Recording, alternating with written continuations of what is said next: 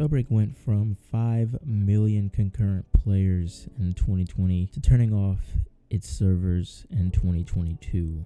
Where did everything go wrong? And why am I sitting here at the end of 2023 talking about how a game that should still be alive and flourishing is no longer alive?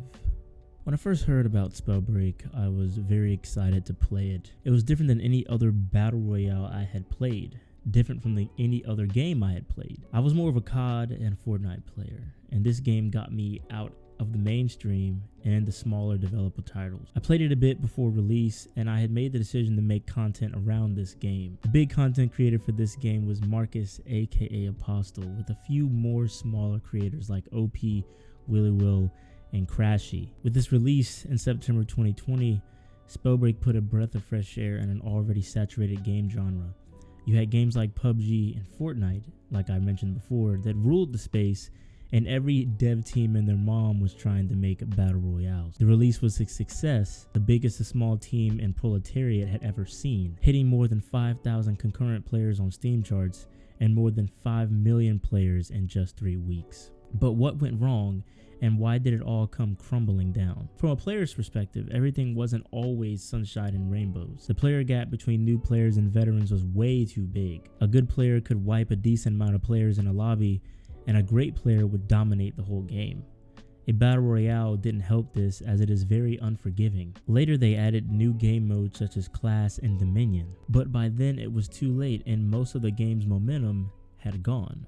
The movement changes that came in Chapter 3 also played a role as to why people were leaving. Gravity was decreased, allowing you to float longer in the air, and it made you an easy target. And levitating didn't help as well. It seemed like the wheels were falling off the bus and fast. I really enjoyed the lore and the weekly quest, as that's mainly what I made videos on. I feel like Proletariat had something to build on there, but they didn't really lean into it. And that brings me to the dev team. Prol did what they could to try and make it as best for the player base as possible, making sure that they always got feedback from the player base often. They would hold calls on their Discord server with their community and eventually opening up a feedback channel in the server as well. They even had a player council that would allow players to test a patch before it coming out. But as time passed, communication began to slow. Periods between chapters became longer and longer. Yes, Prol did announce these breaks as they were a small dev team, but after a while the downtime between seasons only seemed to increase. Many players would complain in the Discord server as they felt the game was empty and didn't have enough content. People like myself were already saying the game was dead before Chapter 3 was released. With all this negativity, Prol got rid of their feedback channel in the Discord due to discourse in there being more like an arguing ground within the community. Proletariat announced before the release of Chapter 3 that Chapter 4 would be the game's biggest content update yet, and that Chapter 3 was mainly focusing on fixing game mechanics. This was good news to the player base, with many saying that this would revive the game. Chapter 3 reached its end, and nearly a whole year to the day that the game was released, Prol fell silent. But all we know about Chapter 4, now, they replied to a tweet on the 12th, which recording this was 2 days ago, so it's Tuesday, and it said, we currently don't have news to share. The question was, it was somebody's tweet, Terizzle Dog, and it says, is there going to be a new season of Spellbreak, or are we in limbo at the moment? And all they said was, we don't currently have news to share, which does not make me feel very good about the next chapter. Many in the community thought that this was just another downtime period, and that they would release an update soon. But weeks turned to months, and after 9 months, on June 28th, 2022, Proletariat released a statement saying that the servers would be shut down as of early 2023. A few days later, Blizzard would announce that they had acquired Proletariat and that they would be helping out with World of Warcraft. Now, this honestly wasn't the worst case scenario. The devs got to keep their job and were able to provide for their families, and that's really what's most important. But at the time, this was a killing blow to the community. Many people were feeling different emotions, and rightfully so. Proletariat had left the shop open all those months, taking people's money, and it left a sour taste in people's mouths, and many people were asking for refunds. People were hurt, and I was too. As much crap as I talked about this game, I loved it, and many content creators have completely stopped making content. Marcus has made one video after his famous Spellbreak video, and it seemed like anyone else, including me, are struggling to figure out where to take our channels next. It seemed like the fan base was left with nothing after January of 2023, earlier this year. That is until a year ago, around this time last year, Proletariat did something that no other dev team had done in a while.